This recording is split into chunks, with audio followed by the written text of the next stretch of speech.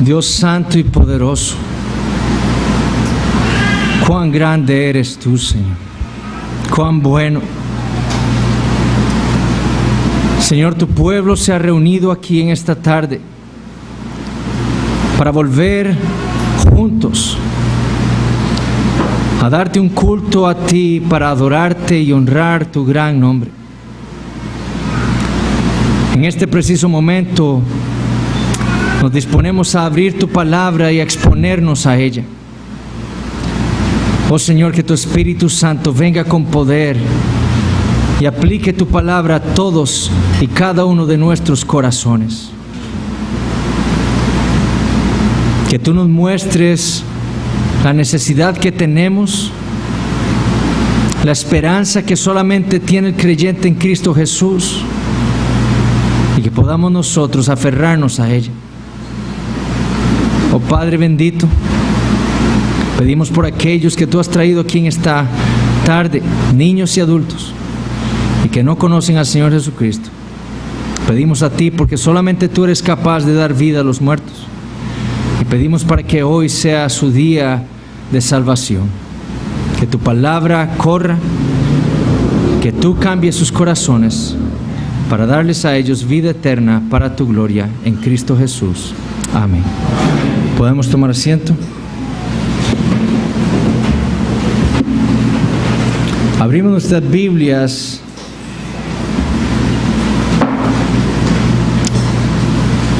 al libro a los Hebreos, la carta a los Hebreos capítulo 11.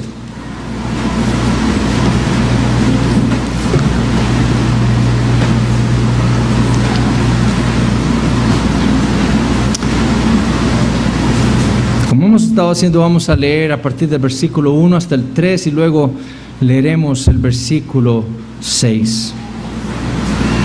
Dice así la palabra del Señor, Hebreos 11:1. Es pues la fe, la certeza de lo que se espera, la convicción de lo que no se ve, porque por ella alcanzaron buen testimonio los antiguos. Por la fe entendemos haber sido constituido el universo por la palabra de Dios, de modo que lo que se ve fue hecho de lo que no se veía. Versículo 6.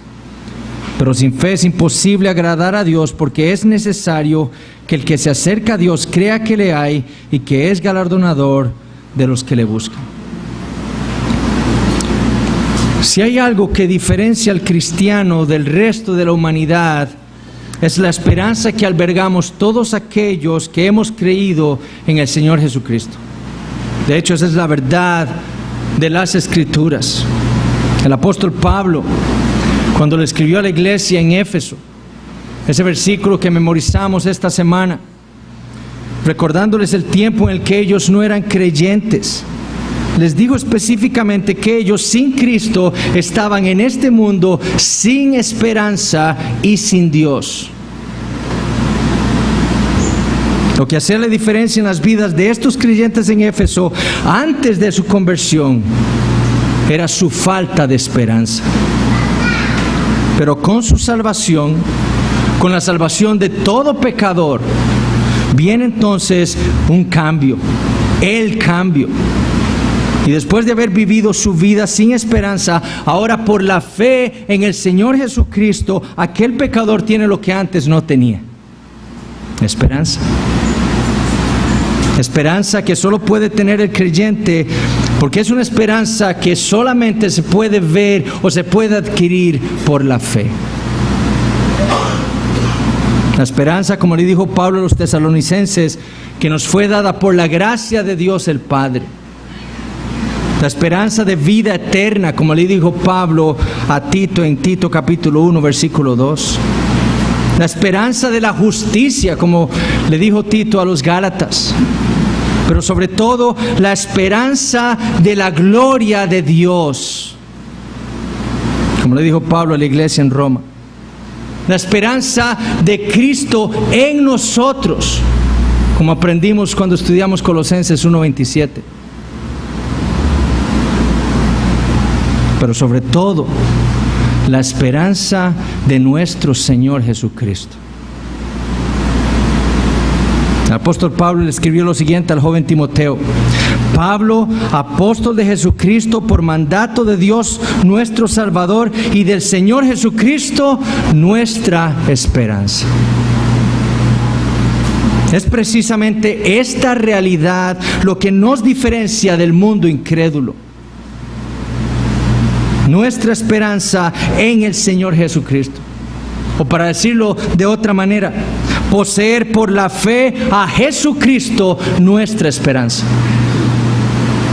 Sin embargo, si hay algo que debemos notar en todo nuestro estudio de este sermón a los hebreos, es que la manera en la que Dios no solo ha decidido darnos esa esperanza, sino también mantenerla y hacerla más real para nosotros los creyentes, es por medio de las Escrituras. Ese es el medio.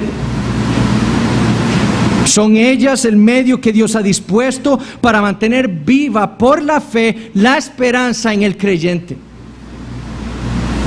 No solo le dijo Pablo a los romanos que la fe es por el oír y el oír por la palabra de Dios, sino que también le dijo Pablo a los romanos lo siguiente en Romanos capítulo 15, versículo 4.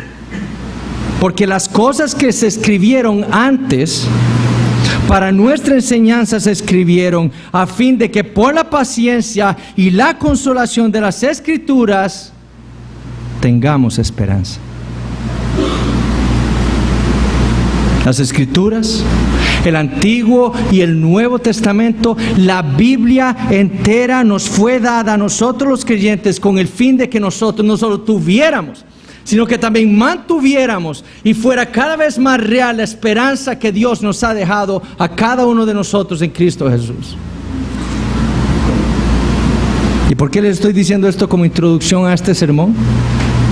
Bueno, porque este era el problema que estaba afectando a esta iglesia en Roma en el primer siglo.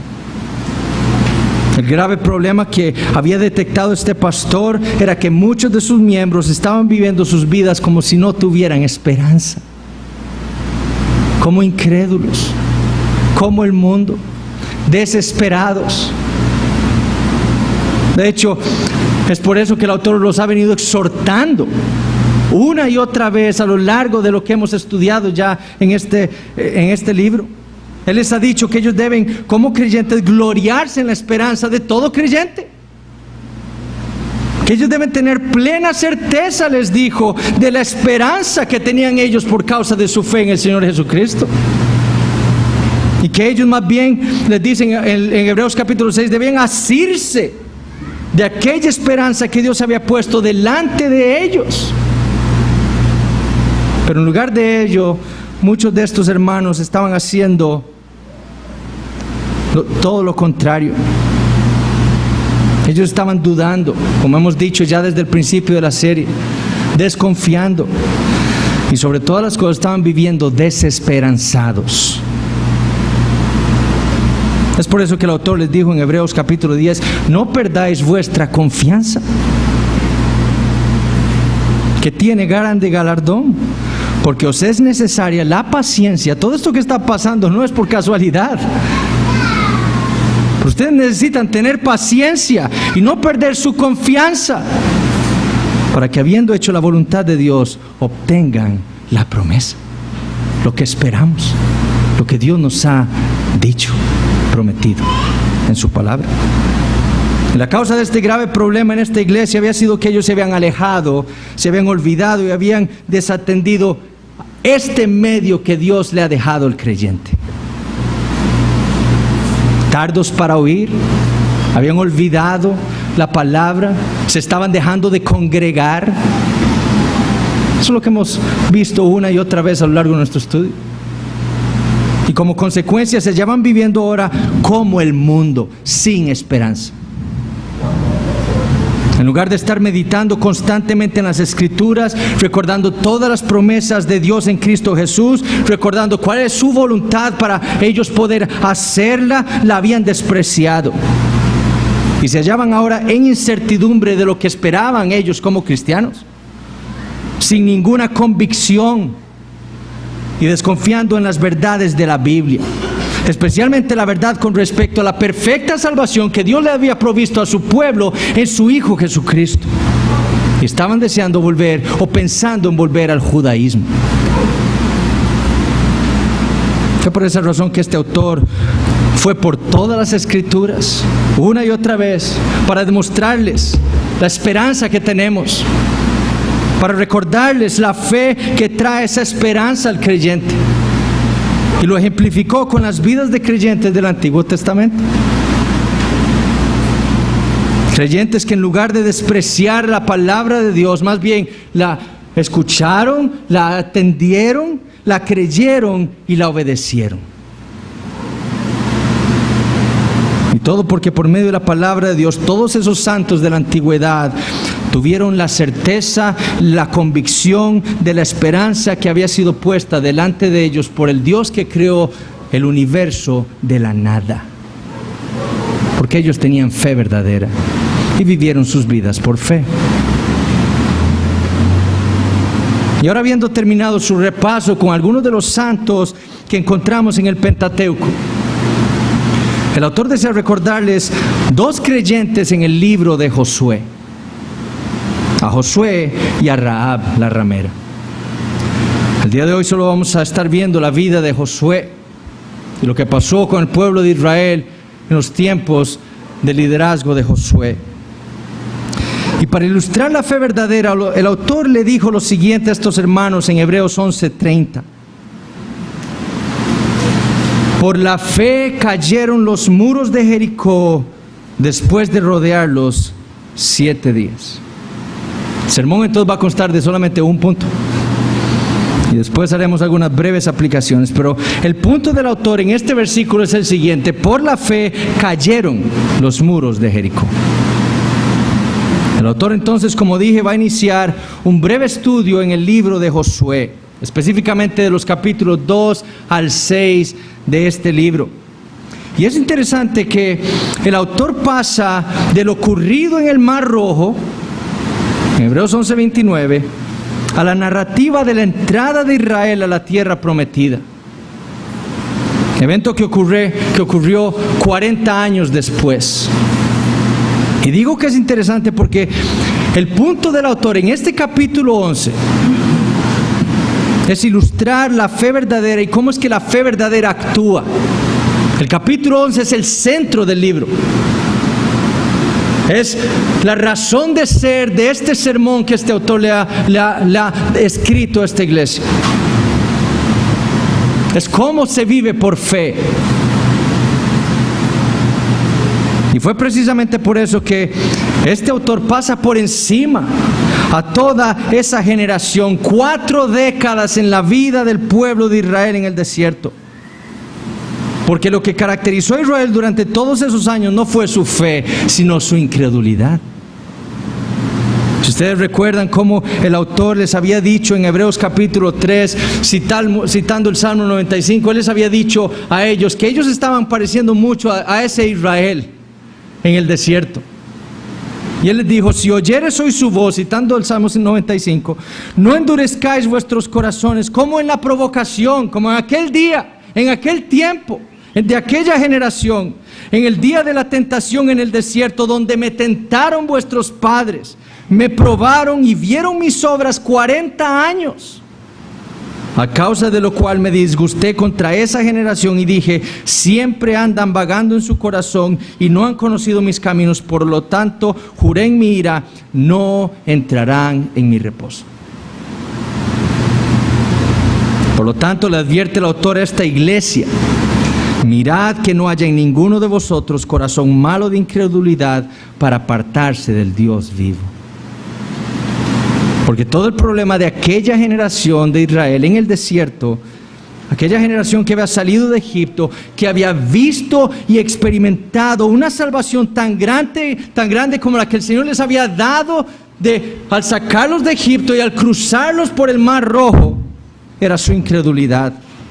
Y fue por ello que todos murieron en el desierto y no entraron en la tierra prometida. Fue por su incredulidad que Dios castigó a toda esa generación y los hizo vagar por el desierto 40 años hasta que todos y cada uno de aquellos incrédulos muriera. Y estos hermanos debían tener cuidado de no estar cayendo en el mismo pecado de incredulidad, dudando de la salvación que Dios les estaba ofreciendo, les había dado ya en Cristo Jesús, pensando en volver al judaísmo. Su deber entonces de esta iglesia era examinarse a sí mismos para ver si ellos estaban en la fe.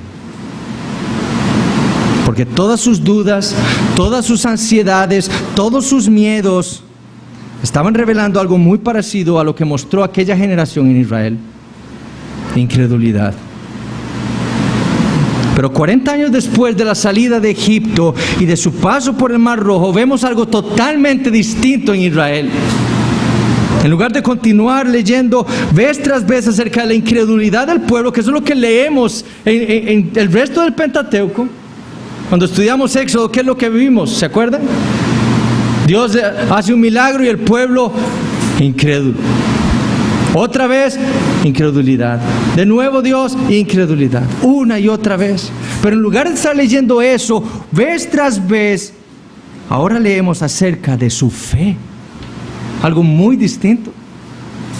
Y es por eso que el autor procede a usar a esta generación y a Josué como una ilustración de la fe verdadera para esta iglesia en Roma. Ahora, hace unas semanas el pastor Ronnie me preguntó si yo sabía por qué el autor no menciona a Josué en el versículo 30. Y parece extraño, ¿cierto? Porque el autor ha venido mencionando y continuará mencionando personajes del Antiguo Testamento una y otra vez por nombre. Ha hablado de Abel, de Enoc, de Noé, de Abraham, de Sara, de Isaac, de Jacob, de Moisés. Y de pronto llega al versículo 30 y habla de Israel y no de Josué. Y después pasa a hablar de Rahab.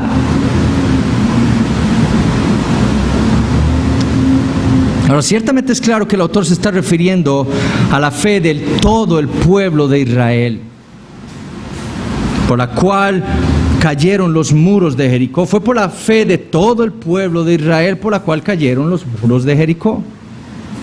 Pero es mi convicción que el autor implícitamente nos está llevando al libro de Josué para que, estudiándolo, nosotros veamos cómo la fe de un hombre, en este caso la de Josué, sirvió para que todo un pueblo actuara por fe.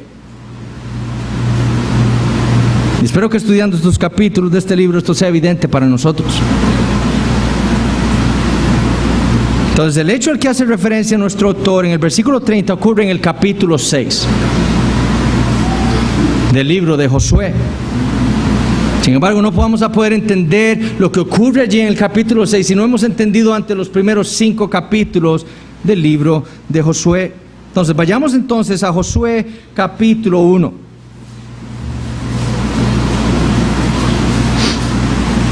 Josué capítulo 1. Vamos a empezar a leer en el versículo 2.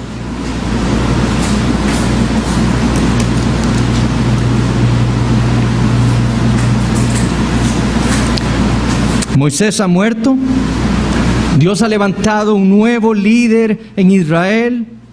Y Dios entonces va a Josué, este nuevo líder que él ha levantado, y le dice lo siguiente en el versículo 2. Mi siervo Moisés ha muerto. Ahora pues, levántate y pasa este Jordán, tú y todo este pueblo, a la tierra que yo les doy a los hijos de Israel. Yo os he entregado, como lo había dicho a Moisés, todo lugar que pisare la planta de vuestro pie, desde el desierto y el Líbano hasta el gran río Éufrates, toda la tierra de los heteos hasta el gran mar donde se pone el sol será vuestro territorio. Nadie te podrá hacer frente en todos los días de tu vida. Como estuve con Moisés, estaré contigo. No te dejaré ni te desampararé. Esfuérzate y sé valiente, porque tú repartirás a este pueblo por heredad la tierra de la cual juré a tus padres que la daría a ellos. Solamente esfuérzate y sé muy valiente para cuidar de hacer conforme a toda la ley que mi siervo Moisés te mandó. No te apartes de ella ni a diestra ni a siniestra, para que seas prosperado en todas las cosas que emprendas. Nunca se apartará de tu boca este libro de la ley, sino que de día y de noche meditarás en él, para que guardes y hagas conforme a todo lo que en él está escrito. Porque entonces harás prosperar tu camino y todo te saldrá bien.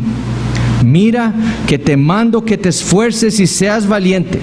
No temas ni desmayes, porque Jehová tu Dios estará contigo en donde quiera que vayas. Dios le ha dado una orden a Josué. Antes que nada, lo primero que debía hacer Josué y el pueblo de Israel era cruzar el río Jordán. Ese era el primer obstáculo que se interponía a Israel para obtener la tierra prometida, la tierra de Canaán. Y para que Josué no perdiera su esperanza, para que no se debilitara anímicamente, Dios le recuerda que todo esto es lo que Él le ha prometido a su pueblo cientos de años antes. Todo lo que ha venido ocurriendo en la vida de Israel va de acuerdo al plan de Dios. Dios había llamado a Abraham, Dios le había prometido a él una gran descendencia, le había prometido darle una tierra. Dios le había dicho a Abraham en Génesis capítulo 15 que esa descendencia pasaría 400 años en Egipto como esclavos y que después Él los sacaría de allí con mano poderosa, no solo para llevarlos y darles esa tierra prometida, sino también para hacer juicio sobre todas las naciones paganas. Porque a ese día llegaría hasta el colmo, dice Dios, la maldad del amorreo. Josué entonces no debía desesperarse. Lo que debía hacer, por el contrario, era meditar constantemente de día y de noche en la palabra de Dios. ¿Para qué? Para mantenerse firme en la fe, recordando todas las promesas de Dios, su fidelidad para ellos, su pueblo. Y para aumentar su confianza, Dios le dice: como estuve con Moisés, estaré contigo.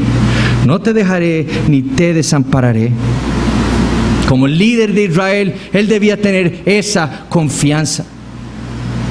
Y por eso, entendiendo esa verdad, entendiendo lo que Dios le estaba prometiendo a él, en lugar de desesperarse, en lugar de dudar, de llenarse de temores y de angustias, él más bien debía esforzarse y ser valiente. En lugar de estar dudando por las cosas que estaba enfrentando, por ese gran río que tenía al frente, él debía ser valiente y esforzarse, porque el Señor estaba con él. Josué entonces llama al pueblo y le recuerda la palabra de Dios. Él le recuerda a Israel todas las promesas que Dios le había dado a ellos hace años, a sus padres, todos los mandamientos de Dios. Y le dice en el versículo 11 de Josué 1: dentro de 3 días pasaréis el Jordán para entrar a poseer la tierra que Jehová vuestro Dios os da en posesión. Qué fe la de Josué, perdón. Él escuchó, entendió, recordó las promesas de Dios, recordó su palabra y la obedeció. Y fue por esa fe que el pueblo le dice a él lo siguiente en los versículos 16 y 17: nosotros haremos todas las cosas que nos has mandado e iremos a donde quiera que nos mandes. De la misma manera que obedecimos a Moisés en todas las cosas, así te obedeceremos a ti. Y fue por esa fe que Josué y todo el pueblo de Israel partieron de Sittim hasta llegar al Jordán. Ahora la pregunta es esta: ¿cómo iban a pasar? ¿Cómo pasarían el Jordán? Bueno, Dios tenía un plan para hacerlos cruzar. En el capítulo 3, versículo 7, Dios vuelve a venir a Josué y le dice lo siguiente. Josué 3, 7: desde este día comenzaré a engrandecerte delante de los ojos de todo Israel, para que entiendan que como estuve con Moisés, así estaré contigo.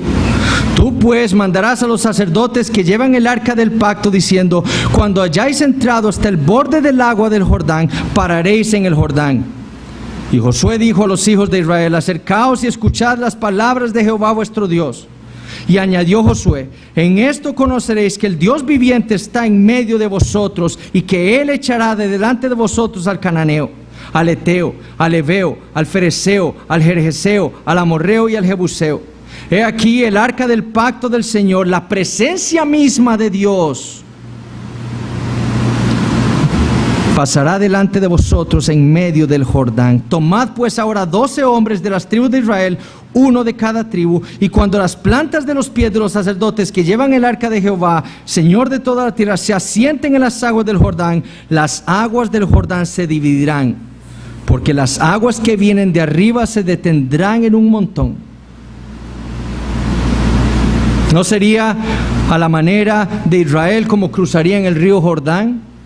No sería según sus pensamientos, ni según sus razonamientos, ni según su propia sabiduría o imaginación. No sería devolviéndose a Egipto y comprando o construyendo un barco para poder pasar por el río Jordán. No sería así como ellos cruzarían el río Jordán. Dios les había dicho exactamente lo que debían hacer para pasar el río. Y actuando por fe, imitando la fe de su líder, confiando, creyendo y obedeciendo la palabra de Dios, teniendo la certeza, plenamente convencidos de que el Dios Todopoderoso haría todo lo que había prometido. Leemos en Josué 3:17 que todo Israel pasó en seco. Obedeciendo la palabra de Dios, no dudando lo que Dios les había instruido a hacer, fue que ellos... El río se dividió, paró las aguas que venían desde arriba y ellos pasaron en seco por su fe. Y fue por esta razón, por fe, que Josué le ordenó al pueblo tomar 12 piedras del río Jordán y levantarlas como un memorial para las futuras generaciones en Israel acerca de la fidelidad de Dios para con ellos. La fidelidad de Dios a su palabra. Para que ellos le declararan a sus hijos, como leemos a partir de Josué 4:22, lo siguiente: que Israel pasó en seco por este Jordán, porque Jehová vuestro Dios secó las aguas del Jordán delante de vosotros, hasta que habíais pasado a la manera que Jehová vuestro Dios lo había hecho en el Mar Rojo, el cual secó delante de nosotros hasta que pasamos, para que todos los pueblos de la tierra conozcan que la mano de Jehová es poderosa, para que temáis a Jehová vuestro Dios todos los días. Dios entonces había venido trabajando con la fe de Josué y con la fe de todo el pueblo de Israel mucho tiempo antes de la toma de la ciudad de Jericó. Y entender esto va a ser sumamente importante para nosotros. Cómo Dios ha venido trabajando con esa fe de este pueblo. Y esto es más que obvio en el capítulo 5. Cuando no solo Josué obedece por fe el mandamiento de Dios de que ahora tiene que circuncidar a todos los varones en Israel. ¿Por qué? Porque 40 años habían pasado y ninguno de ellos había sido circuncidado. Como Dios le había dicho aquí en Abraham cientos de años antes, que todos sus descendientes deben ser circuncidados. Aquí tenemos toda una generación de hombres que no habían sido circuncidados. Y Josué por fe obedece el mandamiento de Dios y circuncida a todos los varones. Pero también por fe vemos cómo ellos celebran la Pascua, que no había sido celebrada por 40 años en Israel y que había sido instituida por Dios en Egipto con Moisés, y lo hacen exactamente como Dios lo había instituido en el día 14 del mes primero. Como dice en Josué capítulo 5 versículo 10. Dios entonces, como dije, había venido trabajando ya desde antes con la fe de Josué y del pueblo de Israel para que ellos cada vez confiaran más en su palabra y lo obedecieran con mucho más fervor. Ahora, cruzar el río Jordán tenía el propósito de que Israel llegara al otro lado y tomara la tierra prometida por posesión. Ese era el propósito. Y la primera ciudad que estaba en su camino era la ciudad fortificada de Jericó. Una ciudad de muros gigantescos e impenetrables desde el punto de vista humano. Pero Dios les había dicho que debían tomarla. Y fue por esa razón que Josué, como un buen líder militar, envió en el capítulo 2 primero a 2 espías ¿Para qué? Para que vieran la ciudad, para reconocerla. Ahora los espías llegan al final del capítulo 2 con el reporte, le dicen a Josué que es una realidad que Dios les ha entregado toda la tierra de Canaán a ellos. ¿Y cuál era la evidencia? Ellos le dicen, porque todos los moradores desmayan delante de nosotros. La otra semana vamos a ver cuál fue el reporte que llegó a Jericó.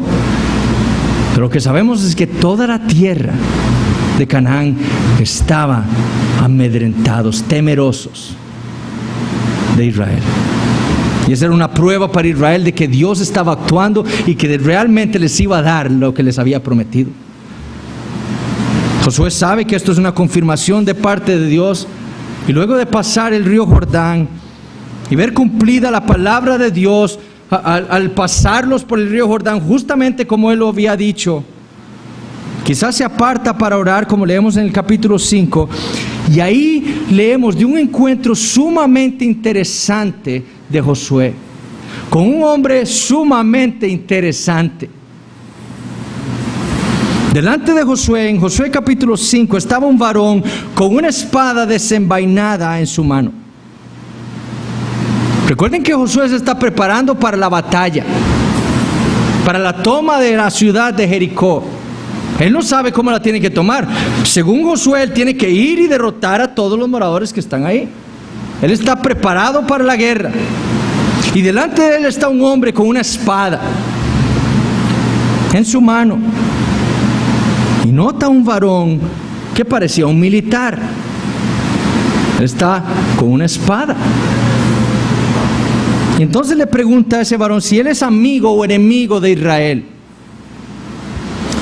Pero cuando Josué escucha la respuesta de ese varón, él entiende que él no está delante de un hombre cualquiera. El varón le dice a Josué: como príncipe del ejército de Jehová he venido ahora. ¿Quién es este varón tan interesante que está frente a Josué? Josué sabe quién es cuando lo escucha hablar. ¿Y qué hace? Se postra, le adora y le llama Señor. Este hombre no era un hombre como él. Este varón que estaba parado frente a él no era otro que Dios mismo. Lo que se llama en teología una teofanía. Es por eso que, como Dios le había dicho a Moisés en Éxodo 3:5, le dice lo mismo ahora a Josué: quitad el calzado de tus pies, porque el lugar donde estás es santo. ¿Por qué? Porque Dios está aquí.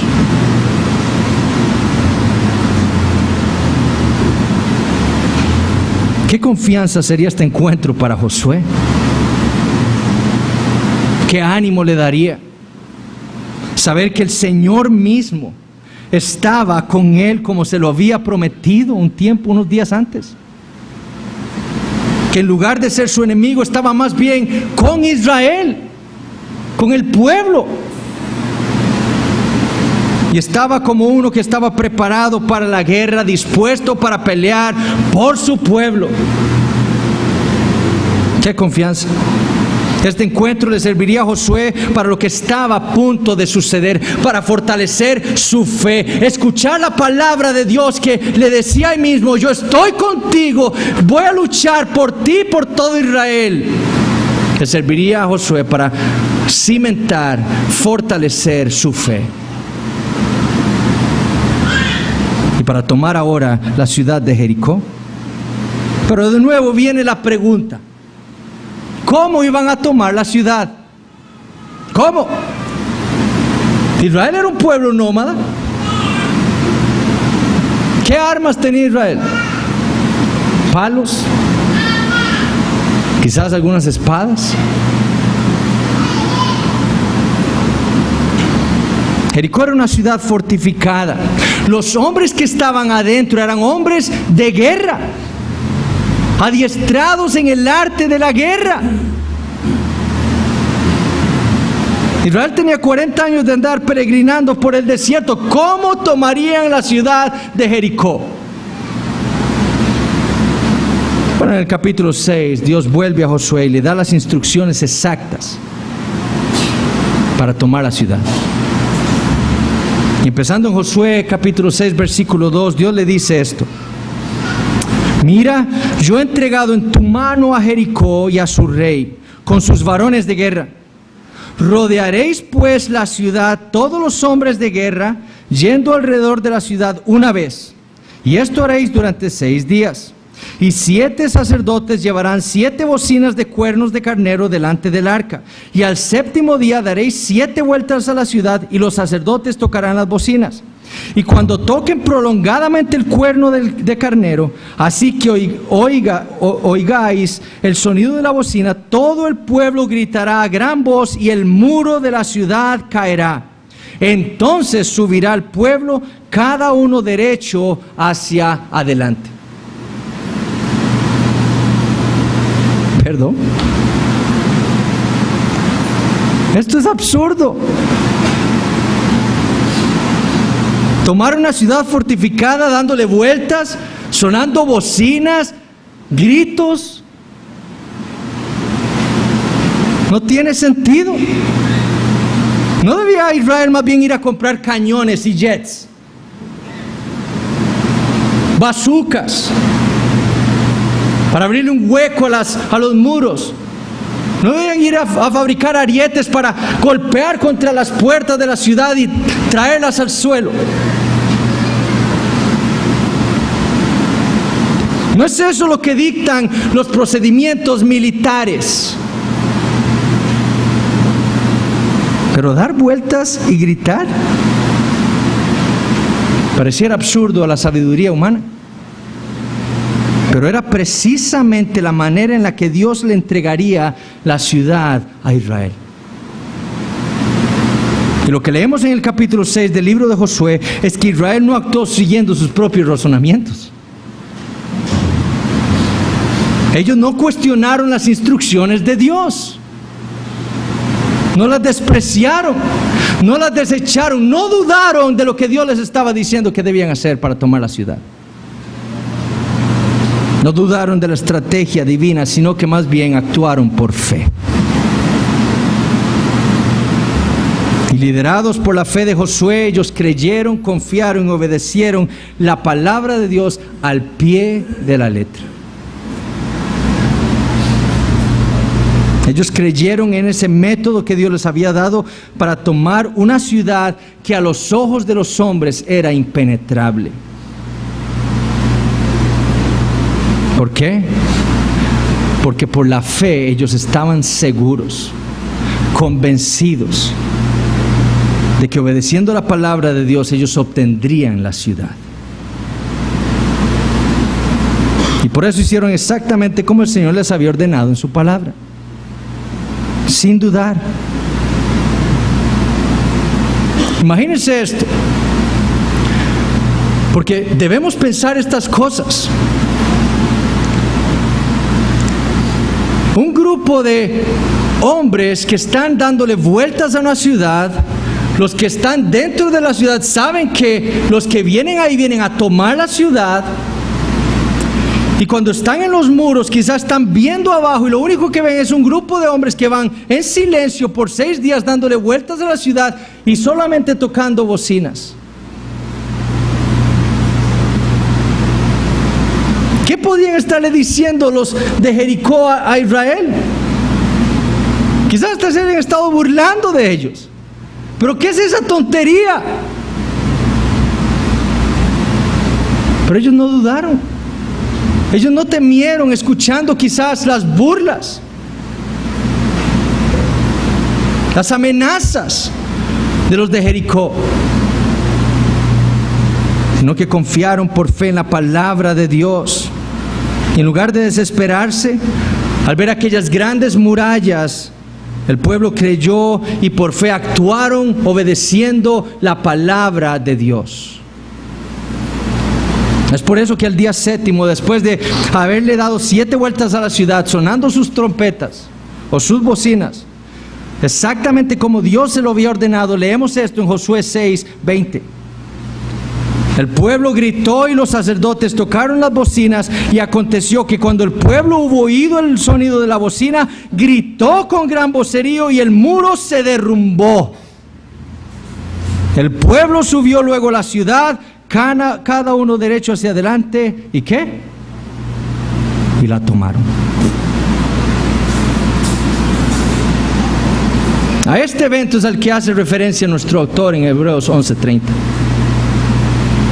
Cuando Israel, guiados por su líder Josué, quien movido por su fe en el Dios Todopoderoso, plenamente seguros, todo el pueblo, convencidos en todas las palabras y promesas de Dios para ellos, su pueblo, ellos creyeron, confiaron y obedecieron todo lo que el Señor les había dicho para tomar la ciudad, y como recompensa a su fe recibieron ese galardón y tomaron la ciudad como suya.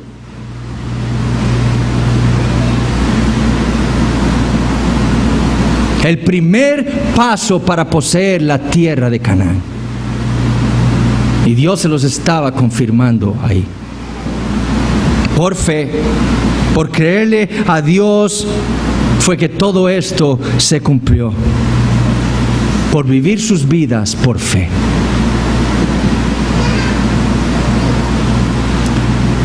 ¿Y por qué era este ejemplo tan importante para estos hermanos en el primer siglo? Recordemos que ellos estaban dudando, como ya hemos dicho. Recordemos que ellos estaban desesperanzados, ansiosos, cuestionando si lo que Dios les estaba ofreciendo a ellos en Cristo Jesús era realmente lo mejor. Lo que Dios les había dicho a ellos por medio de su palabra acerca de Cristo Jesús, ellos lo estaban cuestionando, preguntándose si no era mejor volver al judaísmo del que ellos habían salido. Si no era mejor volver a sacrificar animales día tras día en el templo. Volver a todos aquellos rituales que habían sido instituidos en la antigüedad. ¿No era esa la manera para estar bien con Dios? ¿No eran ellos de por sí ya descendientes de Abraham? ¿No dice la lógica que es mejor hacer sacrificios continuamente por mis pecados? ¿No dice la lógica que es mejor tener un sacerdote que yo puedo ver y tocar y que está ministrando en un templo visible?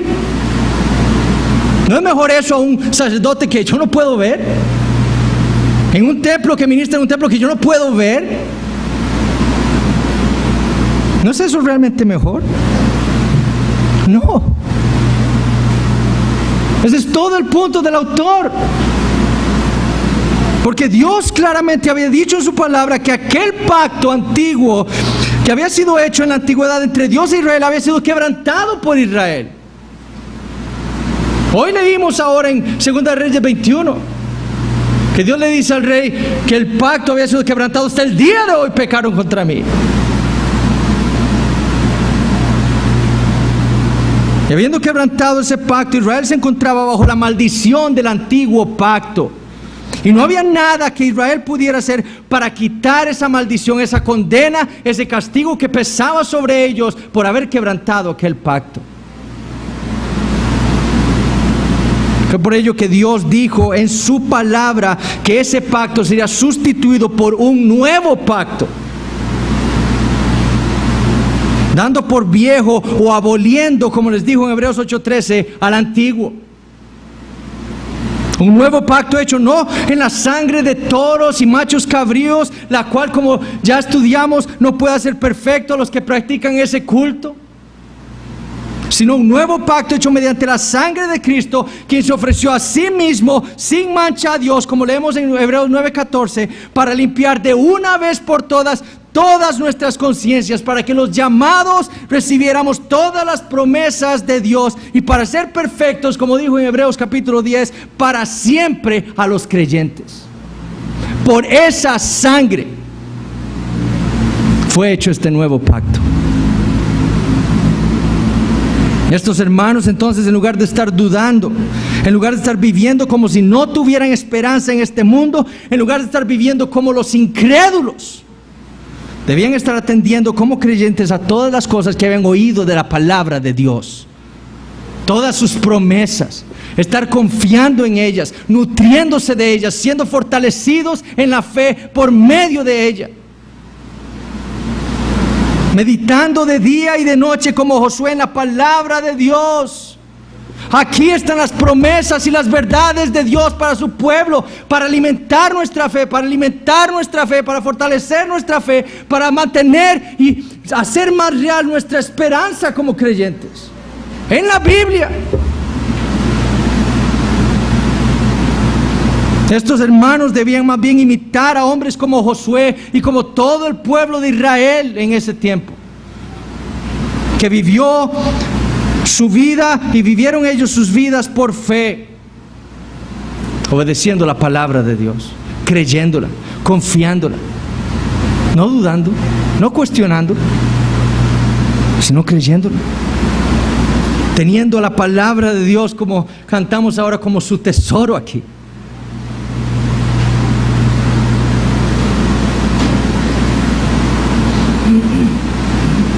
Ellos entendieron que en la palabra de Dios estaba su esperanza para tomar Canaán. Si iban a luchar contra tantos enemigos, mucho mejor preparados para la guerra que ellos necesitaban atender a la palabra de Dios. Y lo que esta iglesia debía entender era que Dios era fiel a su palabra. Dios es fiel.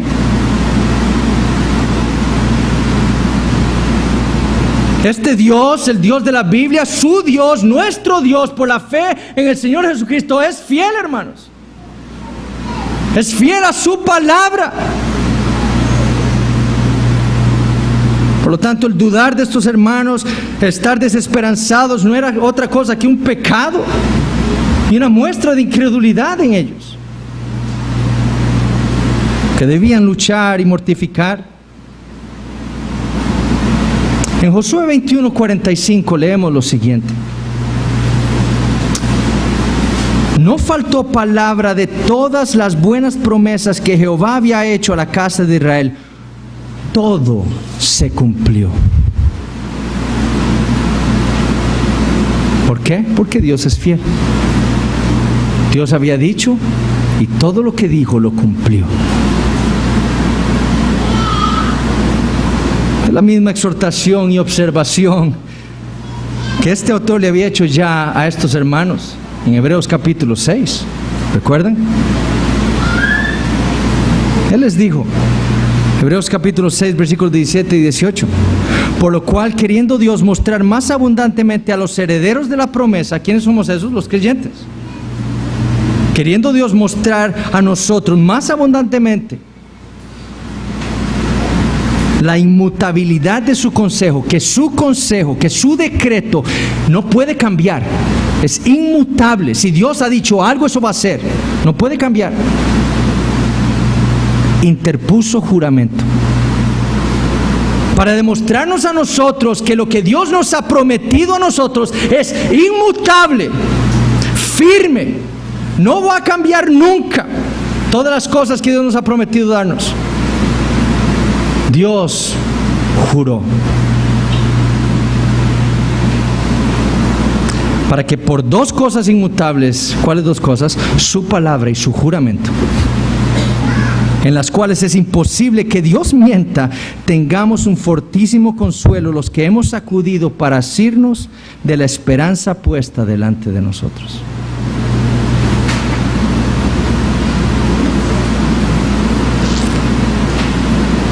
Dios en su palabra nos ha demostrado que Él es fiel para nosotros, su pueblo. ¿Para qué? Para que nosotros nos aferremos más firmemente a esa esperanza que tenemos como creyentes, para que no dudemos. Dios le ha prometido a la iglesia, a nosotros los creyentes, muchas cosas, hermanos. La justificación. Sin Dios, injustos, impíos, condenados al infierno. Por la fe en Cristo Jesús, Dios nos ha prometido ser justificados, y nos justificó por la fe. Nos vistió con las ropas perfectas de justicia de Cristo. una promesa. Nos ha prometido la santificación. Eso es lo que Dios no solo ha hecho en el pasado cuando nos salvó, nos separó del mundo. Es lo que está haciendo continuamente en nosotros todos los días de nuestra vida por medio de su palabra. Santificarnos, eso es una promesa. Y el hecho de que yo pueda hoy ver mi vida, hoy ver hacia atrás y decir, yo soy más santo hoy que hace un año. Eso demuestra no mi fortaleza ni mi excelencia, no, muestra la fidelidad de Dios. Nos ha prometido la reconciliación por la fe. Justificados pues por la fe, hemos sido reconciliados con Dios, dice Romanos 5. Nos ha prometido la resurrección. Muchos de nosotros vamos a morir.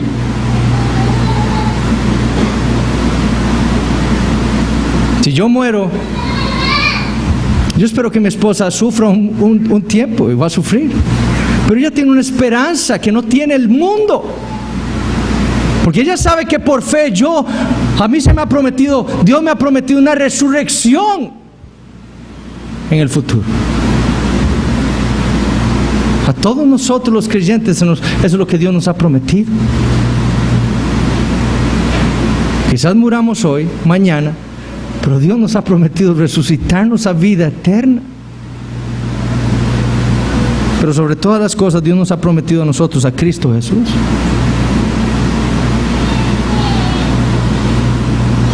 Cristo en vosotros, dice Colosenses 1:27. Él es nuestra segura y firme ancla del alma. Unas promesas Dios nos las ha dado ya, otras están en el futuro, en la eternidad. Pero estamos seguros de que Dios nos las dará, porque Él es fiel. Así lo ha demostrado Él en su palabra. Y la Biblia nos dice que esas promesas espirituales son muchísimo mejores, dijo el autor en Hebreos capítulo 8, que las que le fueron prometidas a Israel en el Antiguo Testamento. Muchísimo mejores. Porque Israel obtuvo una tierra física, pero ¿qué se le prometió a la iglesia? Una ciudad celestial, como entendió Abraham, cuyo arquitecto y constructor es Dios. Y lo que Dios nos dice hoy a nosotros es que no tenemos por qué desconfiar de su palabra ni de sus promesas. El creyente no tiene por qué vivir como el mundo, sin esperanza, en dudas, en temores, en ansiedad. Es cierto, esto es lo que experimentamos muchas veces, pero eso es por nuestro pecado. Pero debemos ir a las Escrituras y ver ahí nuevamente el Evangelio. Porque si Dios, para darnos todas esas promesas, envió a su Hijo Jesucristo y lo mató a Él en la cruz del Calvario y descargó sobre Él toda la copa de su ira para salvarnos a nosotros, para perdonar nuestros pecados, para reconciliarnos con Él, para adoptarnos como hijos, si esto fue lo que Dios hizo por nosotros, su pueblo, ¿cómo no va a cumplir su palabra? Como le dijo Pablo a la iglesia en Roma, el que no escatimó a su propio Hijo, sino que lo entregó por todos nosotros, ¿cómo no nos dará con Él todas las cosas? Eso es lo que estos hermanos debían comprender. Eso es lo que nosotros, como creyentes, viviendo en un mundo malo, el día de hoy debemos comprender. Dios es fiel a su palabra.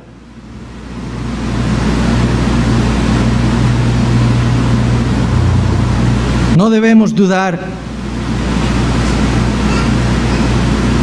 Debemos entender más bien que en su palabra Dios nos ha dicho que nada, absolutamente nada nos podrá separar del amor de Dios que es en Cristo Jesús, Señor nuestro.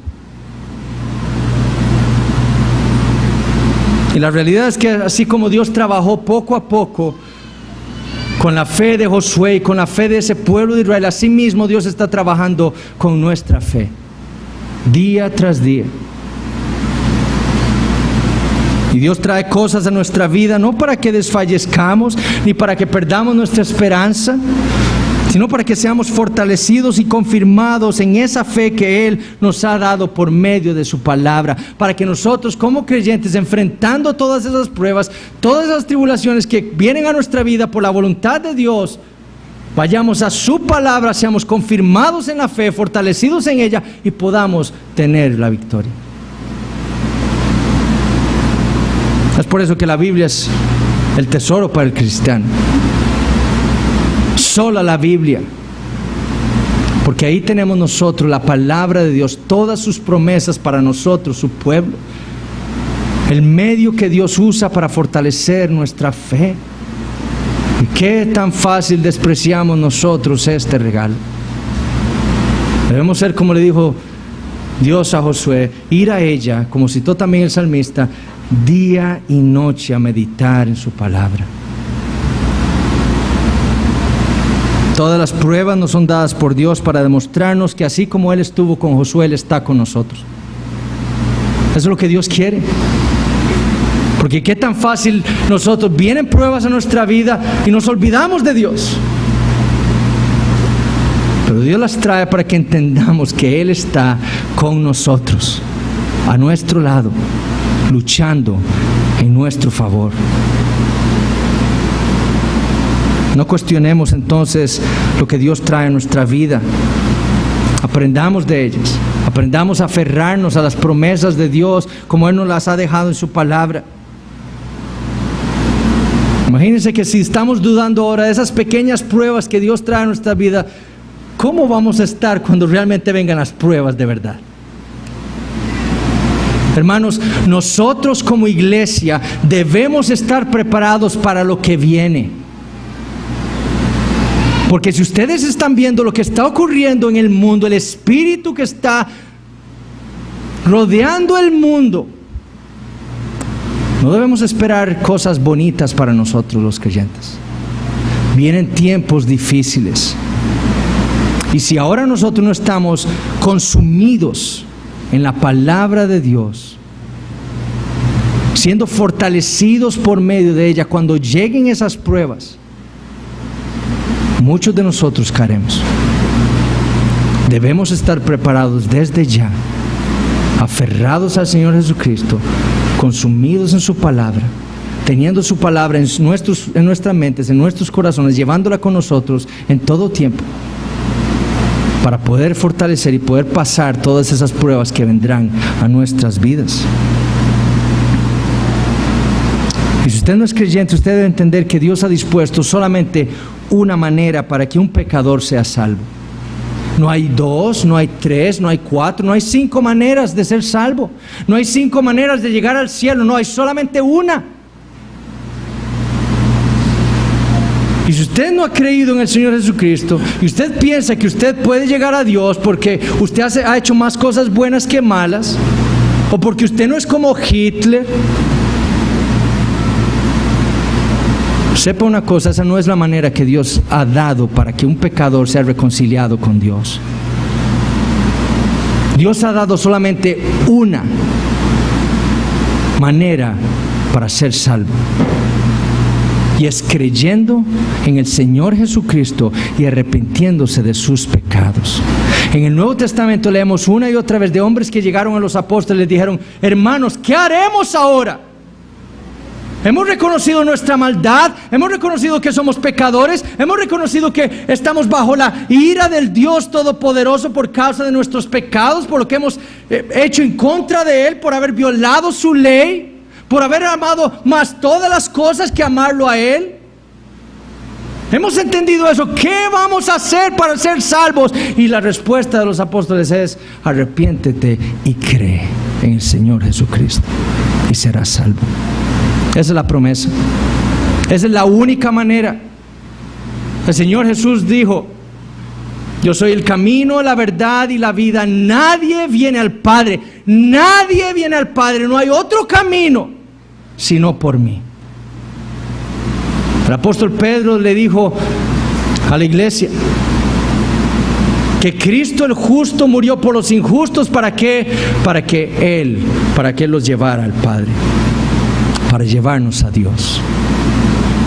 El justo por los injustos. No hay otra manera.